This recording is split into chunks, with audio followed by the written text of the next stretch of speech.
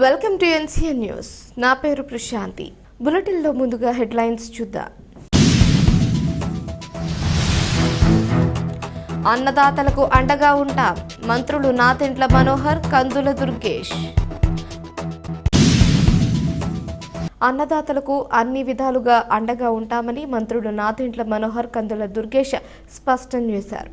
తూర్పుగోదావరి జిల్లా చాగల్లు, దొమ్మేరు ప్రాంతాల్లో పర్యటించిన మంత్రులు ధాన్యం కొనుగోలు కేంద్రాలను సందర్శించి రైతుల పంట పరిస్థితులు, ధాన్యం తూకం పరికరాలు, గోనె సంచుల లభ్యత, కొనుగోలు విధానాలను పరిశీలించారు.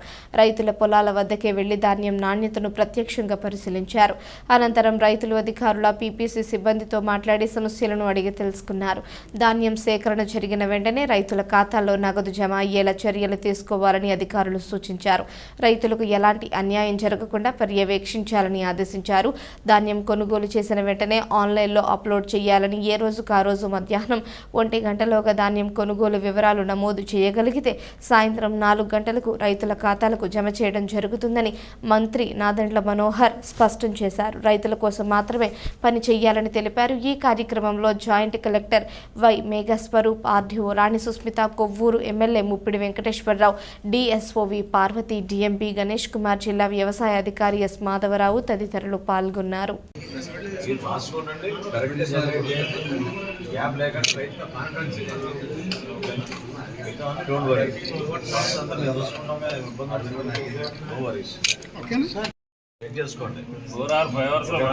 సాయంత్రం వేస్తే నెక్స్ట్ డే పడుతుంది, కానీ ఉదయం మధ్యాహ్నం 1 గంట లోపు మీరు ఒకవేళ జనరేట్ చేస్తే 4 o'clock డబ్బులు పడతాయి, అంటే 3 hours. Okay, we have that system in place, no problem. Evening 5 or 6 మీరు జనరేట్ చేస్తే నెక్స్ట్ డే తప్ప లేకపోతే లేదు. మీ అందరికీ కూడా మళ్ళీ డబుల్ చెక్ చేస్తారు, వీళ్ళు ఐఆర్ఎస్ సర్వే చేపిస్తారు. సో మీరు పొరపాటు చేయబాకండి. రైతుకు మాత్రం ఎక్కడ అన్యాయం జరగకుండా చూసుకోండి, ఓకేనా? మిల్లర్ల గురించి ఆలోచించబాకండి. వాళ్ళకి కావాల్సిన డబ్బులు ఇచ్చాం మిల్లర్లకి, ఓకేనా? మీరు మిల్లర్లు ఫేవర్ చేయబాకండి, రైతుకు ఫేవర్ చేయండి. ఆ పొరపాటు చేయబాకండి.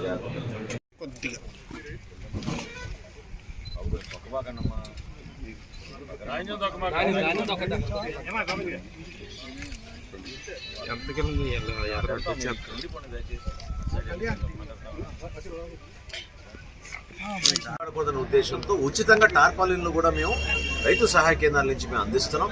ఎక్కడికక్కడ రాష్ట్రం దగ్గరనే మా అధికారులు పర్యటిస్తున్నారు, అక్కడే నమోదు చేసుకుంటాం. కల్లాల దగ్గర మేము నమోదు చేసుకుంటాం.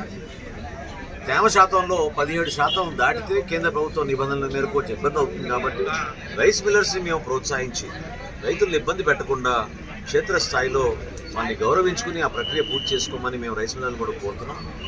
కొత్తగా ఏర్పడిన ఈ అల్పపీడనం వలన సమస్యలు ఏమైనా వస్తాయేమో అనే భావనతోటి రేక్ మూవ్మెంట్ కానివ్వండి, లారీ మూవ్మెంట్ కానీ పెంచాం.